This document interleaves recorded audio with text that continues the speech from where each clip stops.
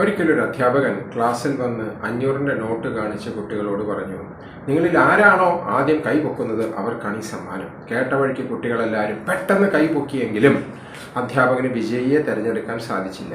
ഒരു അവസരം കൂടി അദ്ദേഹം നൽകി.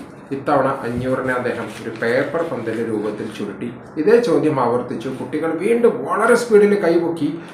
ഇദ്ദേഹത്തിന് വീണ്ടും വിജയിയെ തിരഞ്ഞെടുക്കാൻ സാധിച്ചില്ല. പക്ഷെ മൂന്നാമത്തെ തവണ ഈ അധ്യാപകൻ ഈ ചുരുട്ടിയ പേപ്പർ ബോൾ താഴേക്കിടുകയും അതിനൊന്ന് ചവിട്ടുകയും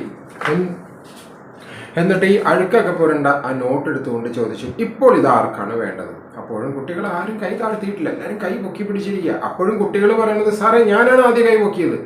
അധ്യാപകൻ ചോദിച്ചു, ചുരുട്ടി, ഞാൻ പിന്നെ ചവിട്ടി, എന്നിട്ട് നിങ്ങൾ ഇതെന്താണ് വേണമെന്ന് പറയണേ? അപ്പോൾ കുട്ടികൾ പറഞ്ഞു, സർ ഇത് 500 രൂപ തന്നെയല്ലേ, ഇതിൻ്റെ മൂല്യം നശിക്കുന്നില്ലല്ലോ.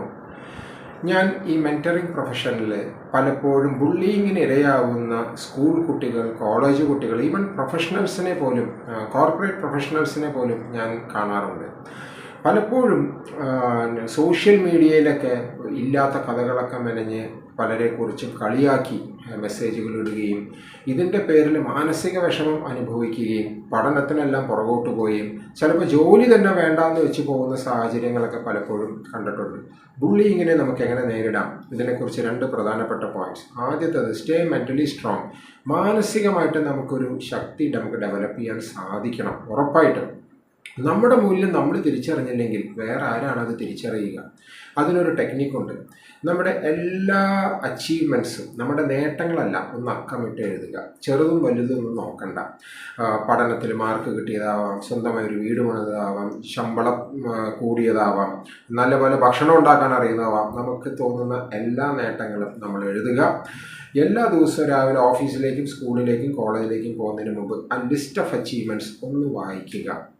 സെൽഫ് എസ്റ്റീം വർദ്ധിക്കും. സെൽഫ് എസ്റ്റീം എന്ന് പറഞ്ഞാൽ നമുക്ക് മനസ്സിന് തോന്നുന്ന സന്തോഷം, സമാധാനമൊക്കെ ഉണ്ടല്ലോ, അതിനെയാണ് നമ്മൾ ഈ സെൽഫ് എസ്റ്റീം എന്ന് പറയുന്നത്. അത് വർദ്ധിക്കും. അത് വർദ്ധിക്കുമ്പോൾ പടിപടിയായിട്ട് നമ്മുടെ മാനസികാരോഗ്യ നിലയും നല്ല പോലെ വർദ്ധിക്കും. അപ്പോൾ ഇതാണ് ആദ്യത്തെ പോയിന്റ്. രണ്ടാമത്തേത്, മേക്ക് അലൈസ്. നമ്മുടെ ഒരു സുഹൃത്ത് വലയം, അതായത് നമുക്കെല്ലാവർക്കും നമുക്ക് വിഷമം വരുന്ന സമയത്ത് ഒരു സഹാനുഭൂതിയോടുകൂടി നമ്മളോട് പെരുമാറാനും, സാരമില്ല പോട്ടെ എല്ലാം ശരിയാവും എന്ന് പറഞ്ഞ് ആശ്വസിപ്പിക്കാനൊക്കെ നമുക്ക് കുറച്ച് പേരെങ്കിലും നമുക്ക് കാണുമല്ലോ.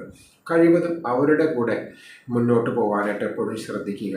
അതല്ലാതെ വലിച്ചു കീറുന്നവരെയും ഇല്ലാത്ത കാരണങ്ങൾ പറഞ്ഞ് ഷൗട്ട് ചെയ്യുന്നവരുടെ അടുത്തും, അതല്ലെങ്കിൽ പരിഹസിക്കുകയും പൊക്കക്കൂടുതലിനെ കുറിച്ചും ഭാരക്കൂടുതലിനെ കുറിച്ചൊക്കെ പറഞ്ഞ് നമ്മളെ വലിച്ചു കീറുന്നവരുടെ കൂടെ നടക്കുന്നതിന് പകരം ഇത്തരക്കാരോടൊപ്പം മുന്നോട്ട് നീങ്ങാൻ ശ്രദ്ധിക്കുക. വേറൊരു കാരണം കൂടിയുണ്ട്. പലപ്പോഴും ഈ ഒറ്റയ്ക്ക് നീങ്ങുന്നവരാണ് ബുള്ളിയിങ്ങിൽ ഇരകളാവുന്നതിൽ അധികം പേരും. അപ്പോൾ ഈ 2 കാര്യങ്ങൾ മനസ്സിൽ ശ്രദ്ധിക്കുക. 500 രൂപ പോലെ തന്നെ നമ്മുടെ ജീവിതത്തിൽ പലപ്പോഴും പലരുടെ ചില കമൻറ്റുകളും ഇതൊക്കെ നമ്മൾ ഇതേപോലെ ചുരുട്ടും. ചില സമയത്ത് നമ്മളെ ചവിട്ടി കീറുന്ന പോലെ നമുക്ക് എല്ലാവർക്കും ഫീൽ ചെയ്യും. അത് മാനുഷികമാണ്. പക്ഷേ നമുക്ക് ചെയ്യാവുന്ന ഒരു കാര്യം, നമ്മുടെ മൂല്യം നമുക്കറിയാമെന്നുണ്ടെങ്കിൽ ഈ 500 രൂപ പോലെ തന്നെ ഏത് ബുള്ളിയിങ് മാത്രമല്ല, പ്രതിസന്ധി ഘട്ടങ്ങളെ നമുക്ക് തരണം ചെയ്ത് മുന്നോട്ട് വരാൻ സാധിക്കും. അങ്ങനെ സാധിക്കട്ടെ. നന്ദി, നമസ്കാരം. Thank you.